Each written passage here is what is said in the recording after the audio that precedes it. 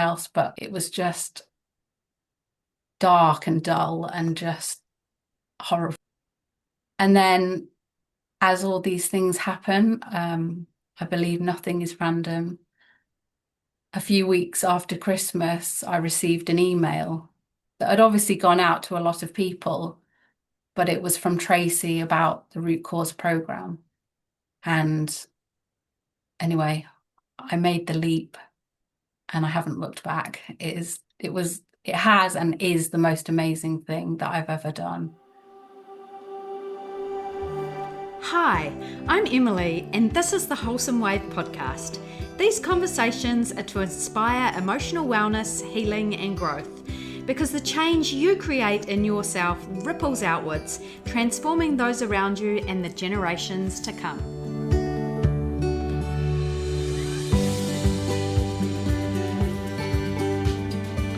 So today, I'm joined by someone incredibly special. My friend and fellow root cause practitioner and root cause practice program mentor, Davina. She's also a breathwork facilitator and a Reiki healer. All these modalities help her to move people out of their minds and back to the wisdom of their bodies. Davina's a mum of 2 girls. Her eldest is the same age as my eldest, and her youngest is the same age as my youngest. And we met in 2022 while we were both working towards becoming certified root cause practitioners. And you know, when you meet someone and there feels like this energetic match, which just draws you to want to get to know them better. Well, Davina was one of those people for me. She's from the UK, but she's married to a Kiwi. So we've been lucky enough to meet once when she was on holiday in New Zealand. And on that occasion, we talked as if we'd known each other for hours, for years. And we talked for hours, and we've had many a deep conversation since. Like me, Davina has had a change of career following her motherhood journey. A journey which, as it so often does, cracks us open. Davina used to be a florist, and she was arranging flowers for corporates and events. But she has also always been drawn to alternative health and movement. But it wasn't until her body quite literally stopped her through pain, chaotic thoughts, and a deep sense of disconnection that she truly began to listen. She was going to Tracy Stevens, who is the creator of the Root Cause Practice program, who I've interviewed on my podcast, for acupuncture. And she was seeing Tracy for a number of years, but when Tracy closed her acupuncture clinic, Davina decided to begin studying the Root Cause Practice program, which is what Tracy moved her work into. And this is where she experienced life-changing transformation.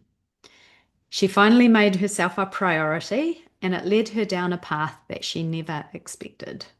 One that took her deep into her inner world, which she had long avoided. Now she's a mentor within the Root Cause Practice program, supporting others as they explore their own emotional and energetic roots. I'm so excited to explore her story, her healing, and the magic of her work today with you. Davina, thank you so much for being here. I know your journey is going to deeply resonate with so many listening. Oh, thank you. Oh, that was so nice. And yeah, it's so special to be here. Like, as you said, we have a very deep connection, and yeah, although we're on the other side of the world, it feels, yeah, very special. So yeah, I feel very honored and privileged to be here with you, and I'm very proud of you too for following your path. Oh, thank you.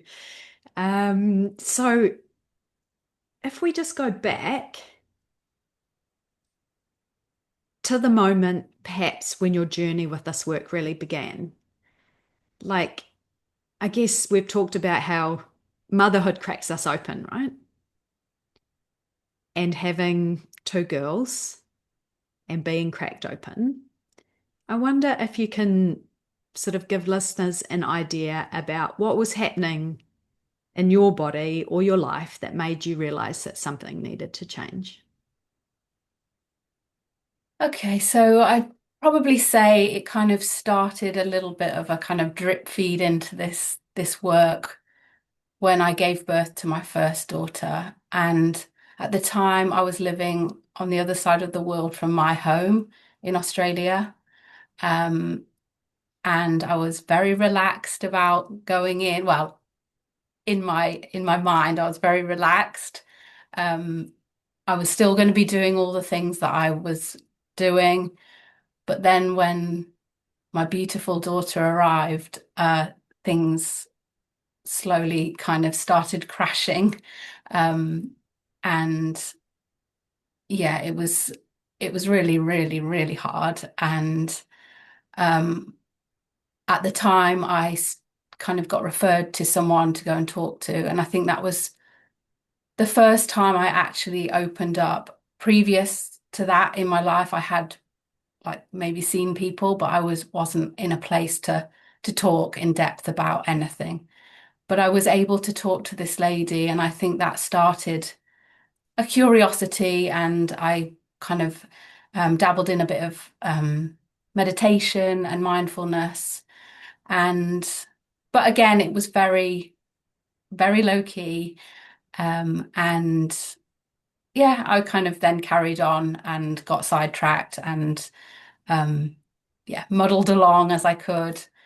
Um, then sort of fast forward probably 2 or 3 years, I then was pregnant with our second daughter, and we decided to make the move back to the UK, which again, and now as I'm saying it, it was huge. I didn't quite realize how huge it would be. I thought we'd all just kind of come back and, it would all like slot into place. But yeah, it was big. And I think something that I've realized as I've gone deeper into my healing is I was carrying everybody's emotions as well as my own, um, which started to impact me. So after our second daughter, I got Bell's palsy.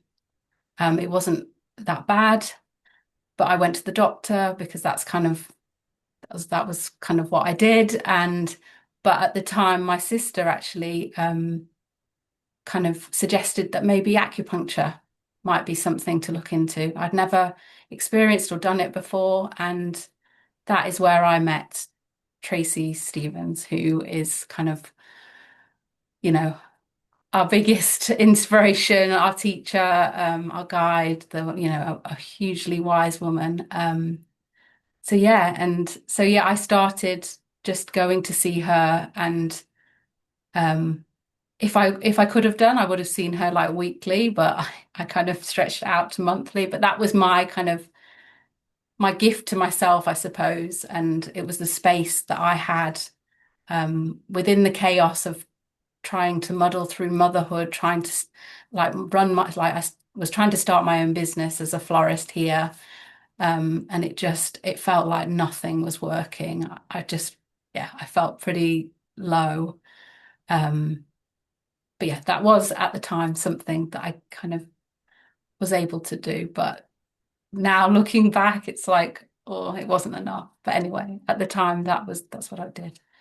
Um, And like what I'm hearing is that, you know, becoming a mother and moving from the other side of the world and then setting up a business, like we're often doing so much and holding so much for everybody, and our needs get sort of pushed right to the bottom of the pile. And yeah, actually, as a mother, if we don't give ourselves a bit of space for ourselves, then we've got nothing, no capacity to give to the other people in our lives, right? absolutely. And yeah, that's what I would say to any mother out there. Like, I felt hugely guilty, like any time I spent or did anything for myself. And now I see it as giving myself that space to do what I want, what fills me up, which kind of recoups me, like is so valuable, not only to myself, but to my family.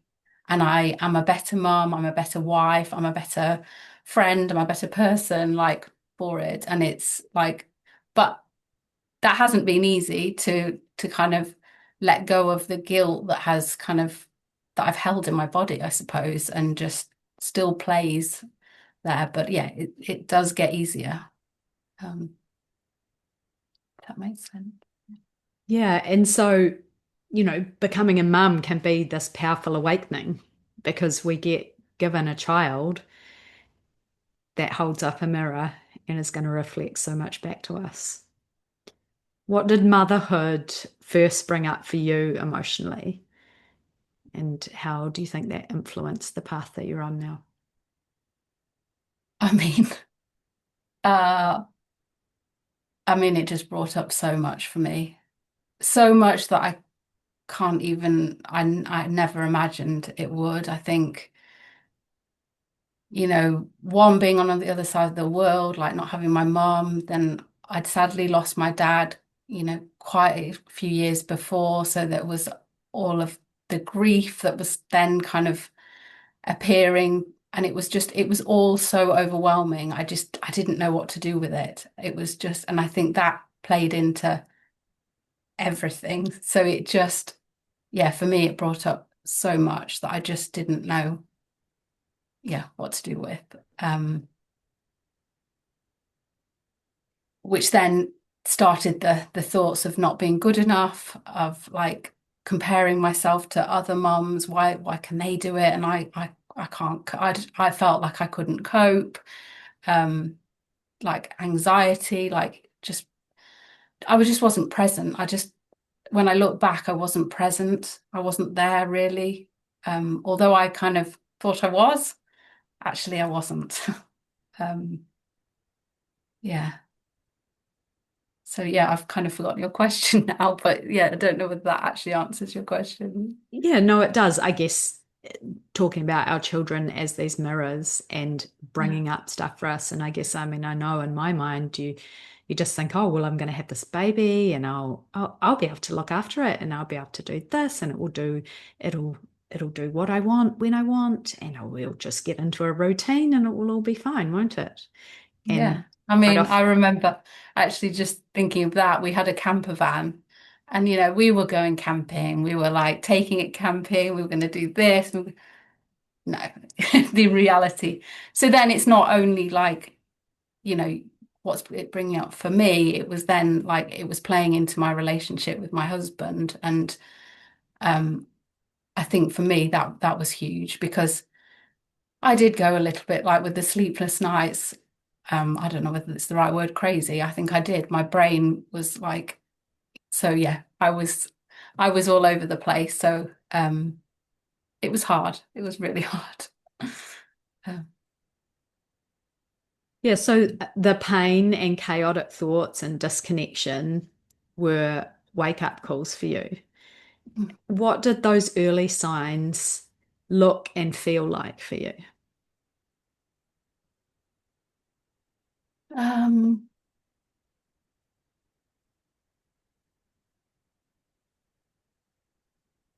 I think just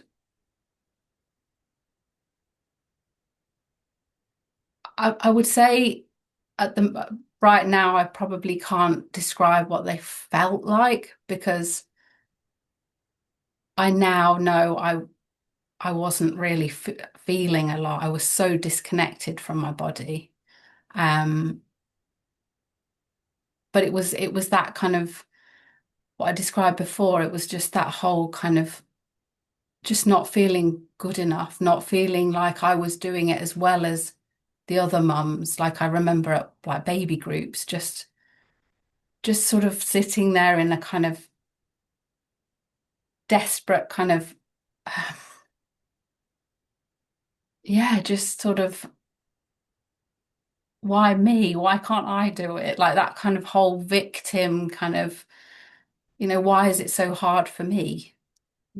Like, and just, and then,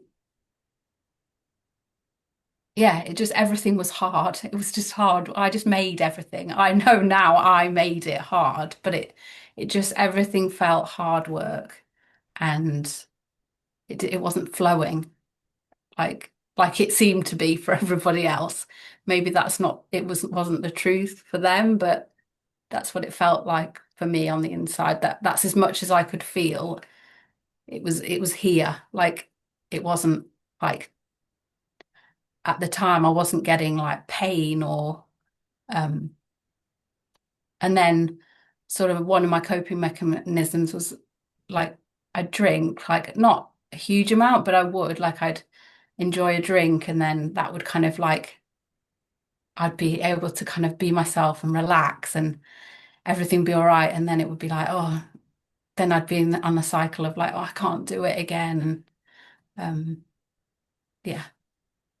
So yeah, that's Yeah, how and it felt. this disconnection takes us away from that trust, right? And we go Mhm. into that survival brain. Yeah.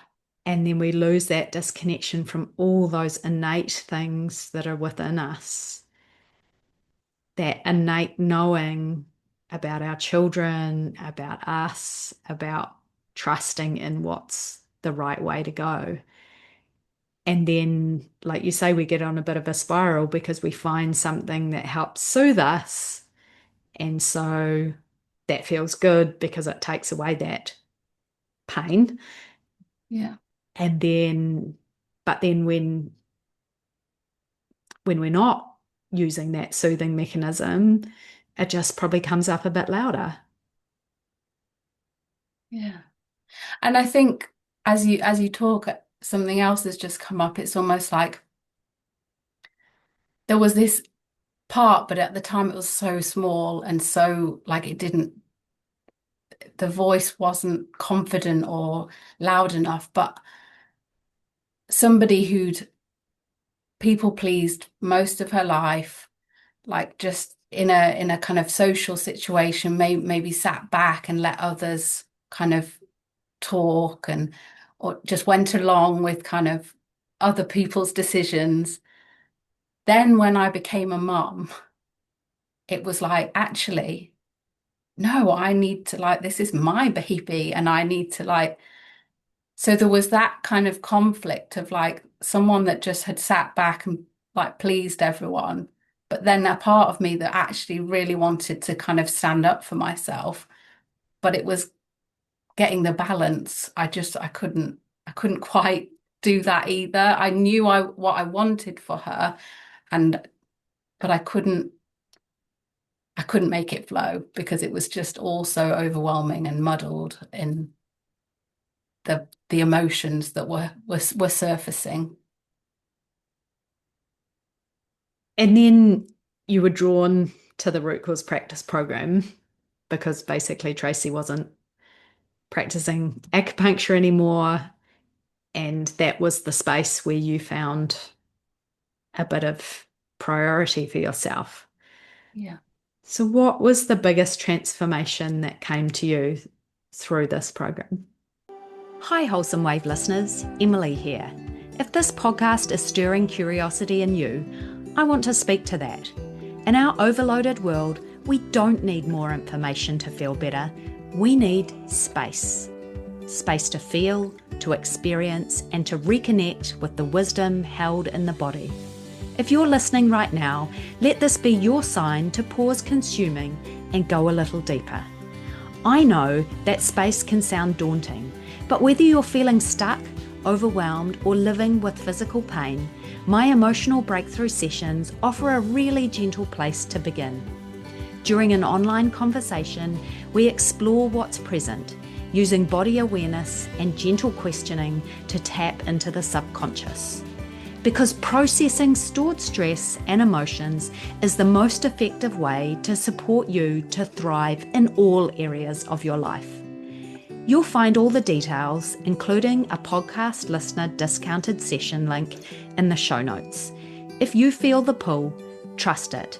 Let this be your invitation to step in. Um, the biggest transformation is just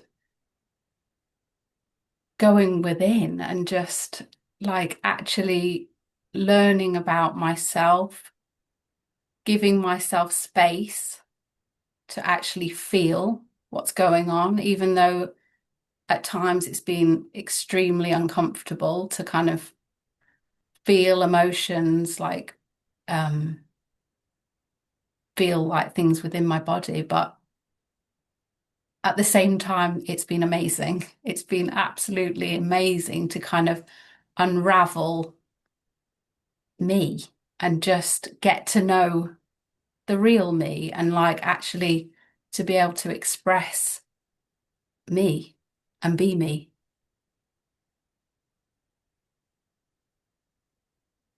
And it's a journey that we don't really want to go on because it's uncomfortable, like you say. Mm.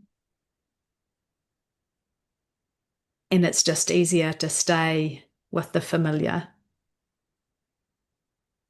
Yeah. But when we start to have these things come up in our lives, like you said, the Bell's palsy, it's really our body speaking to us and saying there's something out of alignment here. Mm. And often that's not one moment that it comes up, but like a series of moments when things come along. I don't know, can you describe some of these moments? Are there some that stand out for you? What other moments that came up? So yeah, so the one that kind of led me to get on to get myself on the course basically was, it was about 4 years, probably about 4 years ago, this time of year. Um, and I got a pain in my kind of shoulder down my right hand side, I think it was. And it was there, and I was ignoring it. And I was walking home with my daughter one day from school, and I was carrying her bag, and it wasn't a heavy bag, but it was so sore. And then I just start my the thoughts just started to spiral out of control. I was dying. You know, I was having a stroke. It was just, they were going completely um, around and around in my head, and I just couldn't get rid of them. And I said to my husband, please, can you take, I'm just really scared. Please, can we go to, like, take me to A&E, which he did. And then he took, like, dropped me off and took the girls somewhere. And anyway, I saw this amazing doctor who just said to me, she did all the like tests, and she said, you're not dying and not having a stroke, but are you stressed? And I was like, I mean, maybe. And it was kind of like, it was almost like I didn't believe that I should be stressed, because I'm lucky enough to be able to be with my daughters most of the time. Like, I don't have to work full time. So how possibly, how on earth could I possibly be stressed? And because she said to me, where do you work? I'm going to sign you off now. And I was like, oh.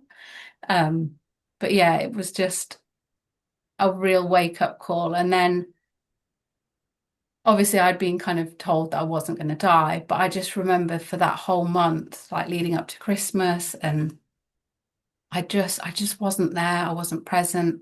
On Christmas Day, I wasn't myself at all. And usually I could pick myself up and kind of enter into the, like, the energy of like everybody else, but it was just dark and dull and just horrible. Um, and then as all these things happen, I believe nothing is random. A few weeks after Christmas, I received an email that had obviously gone out to a lot of people, but it was from Tracy about the Root Cause program. And anyway, I made the leap, and I haven't looked back. It has and is the most amazing thing that I've ever done.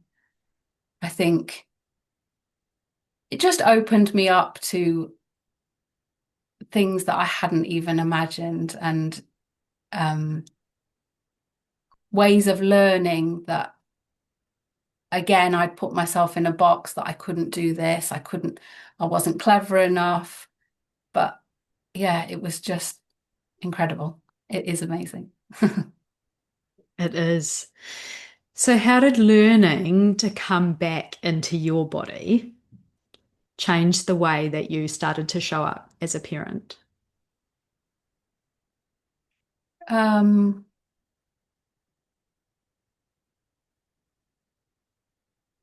I think it's just allowed me to heal on such a deep level that my nervous system is just able to be, like I said before, present, for not worrying about the past or the future, but I'm here right now as much as I can. Like, there are moments that I'm not, but just getting to know me and actually allowing myself to feel everything that comes up. I don't know, it's hard to describe, but it's so liberating. It's just, and so freeing when you actually start to feel, because then it's like almost like things are being unlocked inside you, and maybe pain that's been kind of, that you've not even realized is there. As soon as you give it attention and allow it to be there, it starts to kind of, I don't know, almost give you messages and insight and wisdom that you're only going to be able to get, I believe, if you actually, like, stop and listen and give yourself space. I mean, absolutely, I couldn't agree more. And I think we grow up with the idea that pain is bad and things like anxiety or other symptoms are really bad and we don't want them, or we don't want to feel all these things. But actually, the feeling of all those things is actually the experience, and we need all of those experiences because those experiences hold messages for us. And it's about feeling those things so that we can understand the message, so that we can make whatever change we need to come back to that alignment in our lives. And I guess see where we're not perhaps being in our truth or our authentic selves.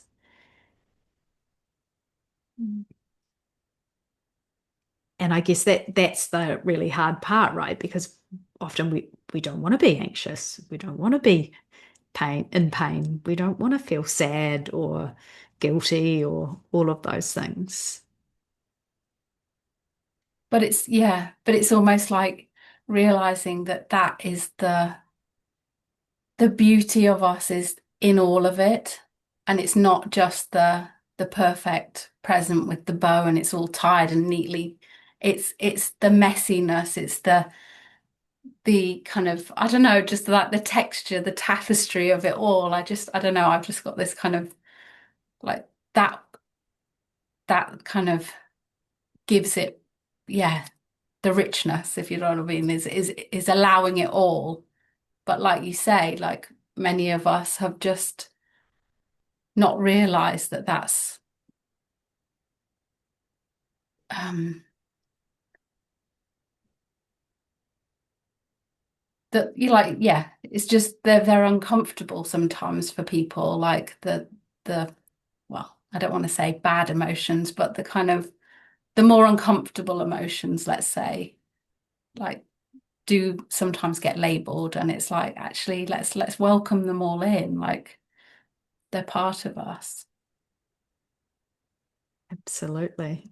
And I think the other thing I was going to say is, I was very much, before all of this work, like, why me, like the victim, But now it's like it's actually seeing like this isn't happening to me, it's happening for me. So even if things come up that are really uncomfortable or really scary, or which they do, and that is life, but actually now I've got such a different look on it. I'm like, okay, right, this is hard, this is painful, whatever it is, but I'm like, this is happening for me, not to me. And yeah, it's so, again, just so freeing having that as a more of a mindset than poor me. Yeah, and I can hear it's letting go of that resistance. Mm, Because as soon as that resistance comes up, like, I don't want this to happen, I don't want this, we then go into the control mode. And when we're trying to control everything, as you and I know, we can't control anything. The only thing we can control is us, ourselves, and our reactions. But we've got no control. We've got certainly no control over our children or what's going to happen in life. So learning to accept those uncomfortable things allows us to shift out of that need to control, right? yeah, absolutely. Yeah. And I think that brings to me to when when I first started all this work, I was also like, experimenting in everything and anything, like kind of, ecstatic dancing, ice baths, like breath work, everything, anything I could kind of get my hands on. I was like, yeah. And because I was having like positive kind of, experiences from it, I wanted everybody else to have it. And it's like that has been a huge learning curve for me. It's like actually to trust that the more you work on yourself and to keep coming back to you, it will ripple out. And you can't force anybody else to be on, that everyone else is on their own journey. And hopefully seeing like them seeing you will kind of inspire them. But it's like, yeah, to like my message to myself is always just keep coming back to me. Like you said, like you can't control or push anybody else into something, but the more you do it, it does ripple out, which I'm sure you know as well. Like, Well, I get asked a lot, oh, you know, my husband or my so and so, oh, can they come and see you because they need to do this work. And as soon as we shift for wanting to, yeah, change somebody else, we want somebody else to fix themselves, we're actually we're actually doing ourselves a disservice because actually it all comes back to us. It all starts with us. And when we change, that is, like you say, going to ripple out to the people around us. mm. So when big emotions come up in your house, yours or your children's, or perhaps your husband, what feels different now compared to before you began this work? um, I am much better at pausing and allowing space for the emotions to come up, to be seen, to be there. I probably was guilty of trying to shut them down, like maybe in my daughters, like before this work, but now I'm open to them. I also kind of in relation, like say to my husband, like I'm better. I'm not perfect, but at kind of not jumping in to fix it all and allowing their emotions between themselves to whatever, like to come up, but not jump in. And I mean, it's taking a lot. Like, there are moments maybe I do jump in, but yeah, I'm much more spacious and um yeah, just comfortable with what's there, I suppose, and being the observer. rather than the fixer. And that can be such a hard role to move into when we've been the fixer and the problem solver, the one that just needs to make things right. Mm. It can take a lot to step back and actually draw that boundary and go, this is not mine to fix. I can be there as loving, compassionate support, but actually it's not my job to work through this or fix it. I think that brings me to something that's actually quite present at the moment. And my eldest is 12, and there's a lot coming up for her. And again, it's a reminder to keep working on myself, because I know that a lot that's coming up for her is very familiar. And so then there's kind of that emotional confusion sometimes for me. It's like, is this mine or is it hers? Like, but a slight kind of aha moment I had a few nights ago was when she was just talking it all through. And I think maybe in the past when she's just talked it all out, which is amazing. And I love that we have this openness that she can talk to me. But I realized, like, maybe kind of prior to a conversation we had this week, I've kind of almost felt deflated that I haven't been able to help her or fix it for her. And I actually was like, actually just being there and allowing her just to be able to talk it out. I don't need to fix it, and I don't need to work it out for her. She's going to be able to do that as she kind of processes it. And I don't know whether this is making sense, but it's almost just, we don't have to have an answer at the end of that conversation or a solution. It's like actually just allowing them that space just to talk whatever's coming out, even if it feels like it's going around in circles. It's out of them. Um, so I love that she's able to do that, and I love that I've had the moment of like, yes, okay, it's all right, it's enough.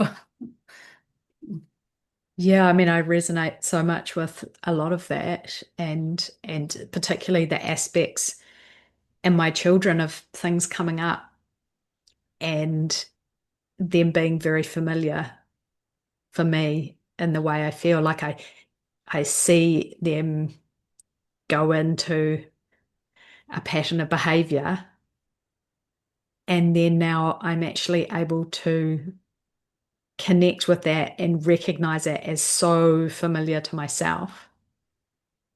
And before I respond in perhaps an unconscious way, that because of the patterns of what's played out in my life, really pausing and actually going, is there a different way that I can be to interrupt this pattern? And can I just feel for a moment what this feels like? And usually it takes everything within me not to respond in the way that comes up sort of automatically, and to actually, you like you say, take that pause Mm. to feel what's going on. And my gosh, I most definitely don't do it right all the time, but I guess I feel like my awareness grows each time something comes along. And I mean, they say our children often reflect back to us, or things come up for us when our children are the age that we were when something came up for us. And so, like, there are mirrors just reflecting in all directions things back to us. So, it really does point back to, it's about us doing the work and then allowing that space for our children and trusting that they're on their journey and they will learn as long as we hold that open space for them. I love that. Yeah, absolutely.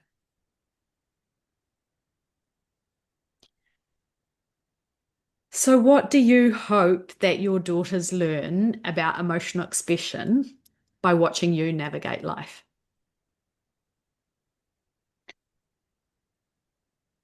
I just hope that they know that it's all welcome. Like there's no bad and good emotions. Like we need all of them. We need to feel all of them. Um, and yeah. So yeah, I just hope that they're comfortable to feel them, which I'm already seeing that they are. And like I say, with the space thing again, it's just pausing and allowing, like another example of my youngest who got upset this week and then sort of ran off. And I think in the past I would have run after her and kind of made her come back and do what we were doing. But actually, I thought, no, I'm going to just carry on with what I was doing, allow her to have her moment, and trust that she will come back when she's ready. And she did. And it took a bit of time. Um, I know that's not really answering your question, but it's just, No, I mean, that's I such a good think, example, right?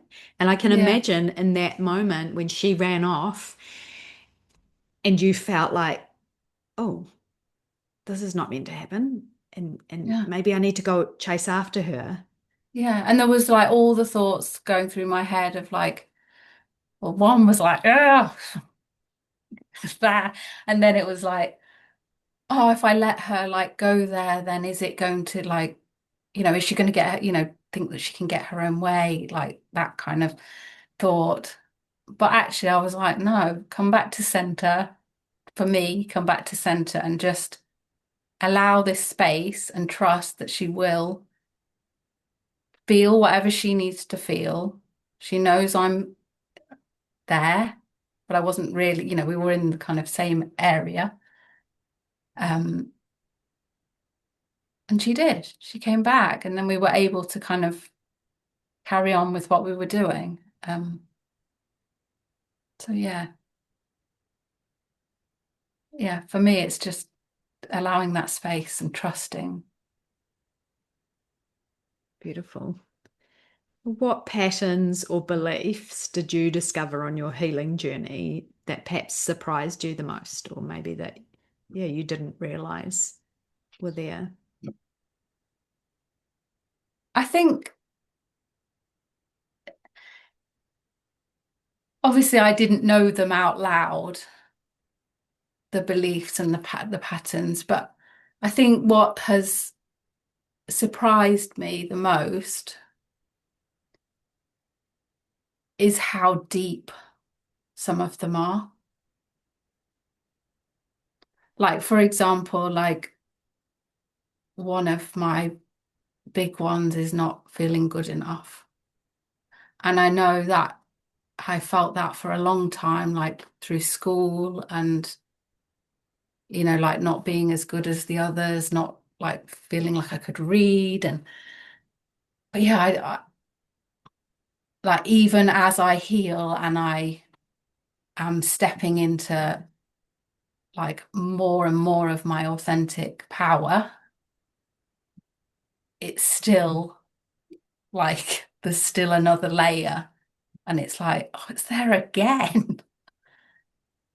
So yeah, it's amazing how, for me, the more I do this work, it's like, and I don't mean this for anyone that's listening, that it's a negative, because actually each time we come in up against these beliefs or ingrained patterns, there is more learning. So it's like it is amazing at the same time, isn't it? Like, um, but yeah, it's just for me, it's just quite incredible how deeply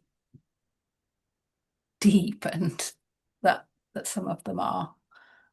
Um, yeah, Yeah, and I think, oh, well, I know for me that as you uncover another layer, I've become much less frustrated or less annoyed or disappointed. It's more actually kind of like, oh wow. And here's another layer and like really seeing it as, I guess, a good kind of, I don't know if I'd go so far to describe it as positive, but it's like it's another little bit of gold that we can discover about ourselves. yeah, And yeah, so I guess the framing is completely different. It's looking at another challenge, not as a challenge, but like as something that will be ultimately rewarding. yeah.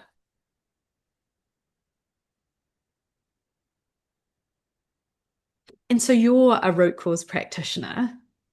Like, how would you describe for someone that doesn't understand root cause work? How would you describe it in simple terms to them? For me, it's very much about, I mean, obviously for everyone, but the way that I work with the root cause is very much like a conversation. So we start with a conversation, um, and it can be a physical pain or an emotion or a pattern that like keeps repeating. And for me, it's about connecting in with that person and really allowing space.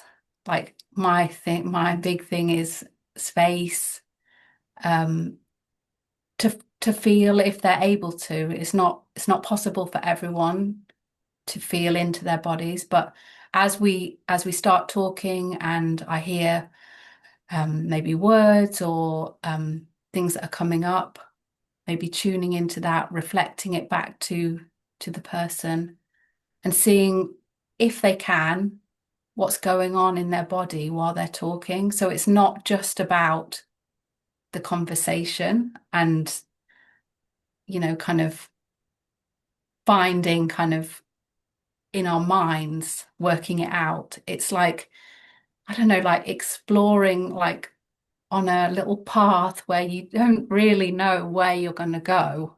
And often you may start with a something in your elbow, but then you're tuning in on a sensation that's come up in your tummy. Like yeah, it's really amazing. And it's like any of this kind of work, it's really about experiencing it and giving it a go because it's as much as we can sit here and try and describe it until you're actually in the moment. And I would say that every moment is so different as well. And this comes up for me like across all of the modalities that I work with.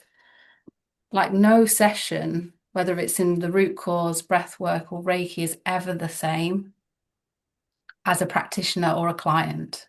And I do both. I obviously hold space for other people, but um, it is very important to me as a practitioner to receive as well. Um, but yeah, it's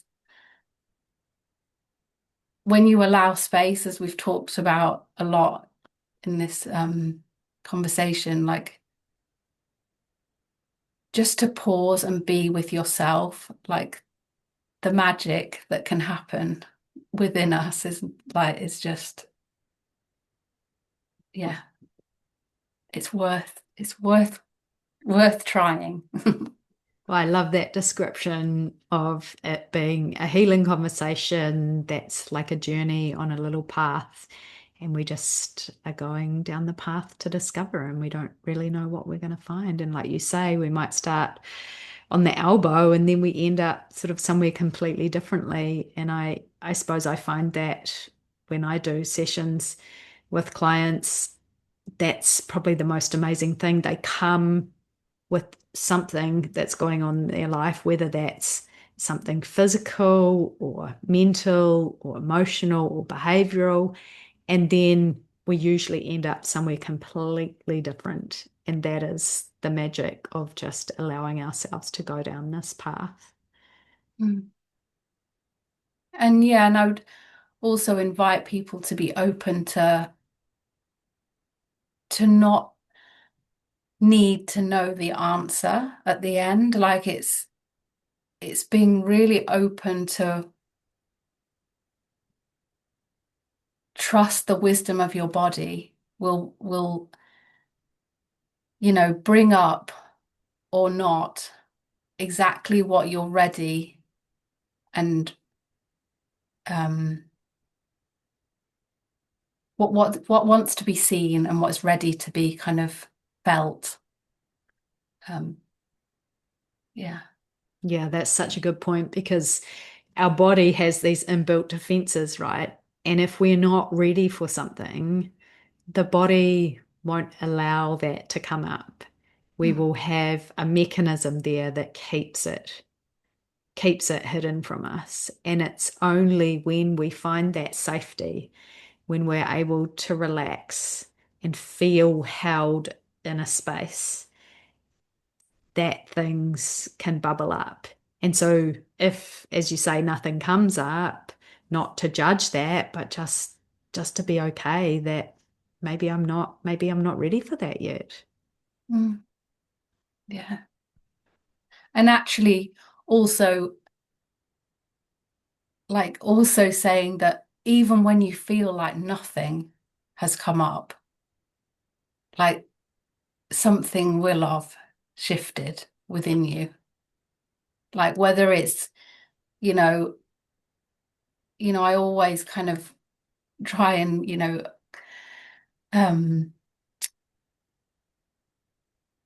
tell, no, that's not the right word, like kind of invite my clients to just allow the process to keep kind of um just allow it space to integrate, and again not going into the mind but just allowing it space. And it's amazing how like something, you might be having an interaction with somebody that maybe in the past has triggered you, and then you come away and you're like, oh wow, like, you know so it's things like that are shifts and changes, and um yeah, that you maybe can't say, oh, this has happened, because I think a lot, when you go to the doctor, for example, you get told da da da. Well, not always, but and it's like we're desperate, a lot of us, for that answer, but it's trying to almost free yourself of needing that answer and that's when, or it's almost that is when your body kind of, yeah, will just start giving you the answers. And it just, but obviously it's not in words and logic like we sometimes want. But yeah, yeah. Like for me at the moment, like I've had this kind of, just a constriction, like in my right hand side, and it's been there for so long. I've worked on, as I've said, I work a lot and I can feel shifts, but this week I'm like, it's not there. And it's like, it's just amazing. But yeah. And so it's just little subtle changes, but then you're like, you start to feel it. And yeah, yeah. Well, that's such a good point because, this energetic work is subtle. And when we have some shifts in a session, that we may not immediately recognize, as you say. It's not till we have that experience, and it might be a day later, it might be a week later, it might be a month later that we go, oh gosh, I didn't react in that way, or I don't feel upset like I used to, or that something has changed for me. And as you say, it's trusting that the more we give ourselves space, the more we open ourselves up to the opportunity for these shifts to happen. And no, it's absolutely not like going to a doctor and getting a pill or a prescription or a something and going, okay, I'm going to take this because it's going to fix it. We're just allowing and trusting that what is ready to be resolved, by giving it that space, it's naturally going to resolve on its own. And that is like the essence of healing, right? Trusting that our body is always moving towards healing. That is the mode that our body is built to go towards. And we just have to give it those conditions, which so often does not mean that we need a pill or a potion. We just need that space. Mm. Yeah. And like we kind of have said before, it's, you know, every pain or illness or whatever is a message. There's a message in it. And like, yeah, if you give it space and listen to those messages, it's just, yeah, do it because it really is amazing. And it just wants to be seen. It's, yeah, it's telling you something that will help you realign, be more authentic, um, maybe lead you on a path like Emily and myself, like that we never would have imagined. Um, yeah. Absolutely. So, for the parent out there who's feeling disconnected from themselves, who's maybe overwhelmed, stuck, in pain, what would you want them to know from our conversation? That you're not alone, that you're doing your absolute best with what you know now, that you're enough, but there are people out here that can support you, that can hold space for you just to give yourself space to come back, to find you, to feel you, to, yeah, to just really, I mean, I say it a lot, but our bodies are so wise. We are so wise, like we can do this. And